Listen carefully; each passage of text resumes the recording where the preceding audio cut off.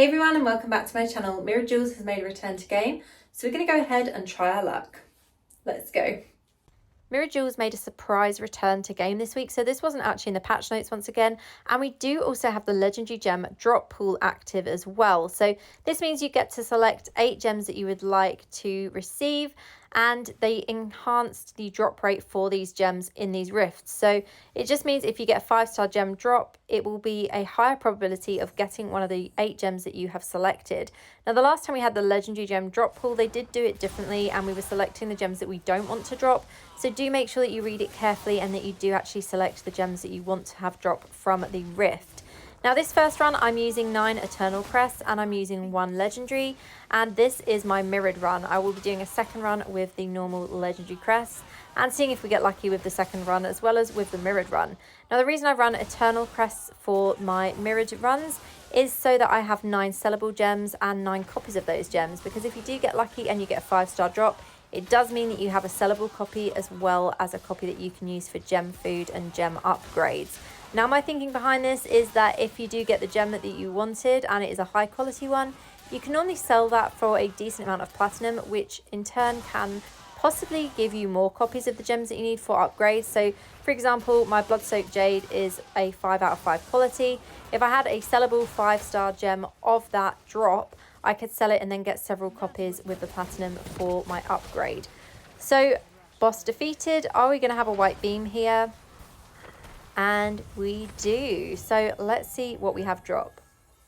So we actually have more of the deep. Now, I'll be honest, this isn't a gem that I necessarily wanted. It is one that I selected in my gem pool, and the reason for selecting it is because I figured if I get a 4 out of 5 or a 5 out of 5 quality drop, then I will use it for my PvP build. Or if I got a sellable copy drop that is 3 out of 5, 2 out of 5, I would sell it in the market. Now you can see the sellable copy is the 2 out of 5 and the duplicate copy is 3 out of 5, and all the other bonus gems and normal gems were unfortunately 1-star quality. So I'm kind of glad that I did get a 5-star, but also low-key disappointed that 1, it wasn't a gem that I'm going to use, and 2, everything else in this run were 1-star gems. So we're going to go ahead now and do a second run and see if we have any better luck with this. This is all legendary crests, so this will give us bound gems, so non-sellable gems, and we still have the gem pool active. So let's see if we get any of the other gems we selected and if we have any better luck without the mirrored run. So taking a look now at the gems I selected in the drop pool table, we've got Roiling Consequence, Wolf Yacht, Seeping Bile, Blood-Soaked Jade, Starfire Shard, Bottled Hope, Void Spark and More of the Deep. So Void Spark and More of the Deep, neither of these are in my build currently, and as I mentioned, More of the Deep isn't really a gem that I'm going to use. However, I know that it can sell for quite a decent price in the market as it is a strong PvP gem.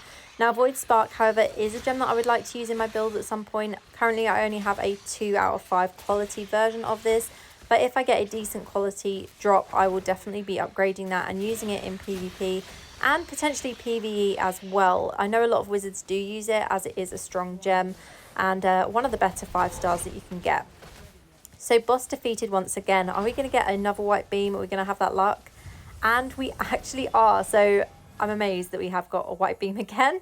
That is super lucky. But what do we have? So we have Spiteful Blood. So interestingly, this is not one of the gems that I selected in my gem pool, and it is only a 2-star quality, but we do have a few other 2-star gems here. So at least this was a better run with regards to the amount of gem power it's given back. And Spiteful Blood, I am going to use that as gem food. I'm not going to lie. I don't know what else I would use that gem for. It's definitely not one I'd choose to use in my build.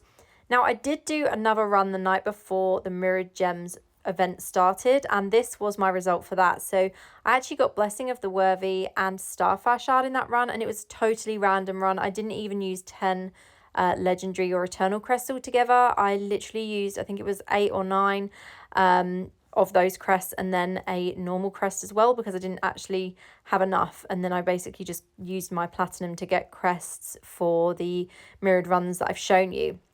So this is what my gem situation is looking like currently. We're in quite a nice spot with copies, and I do have around 120 pearls as well, so I can craft several legendary gems from that. So more of the deep, like I mentioned, the sellable copy will definitely be going in the market. I've also been collecting copies of Morn Skull, just crafting them as and when I can while the event is active for that.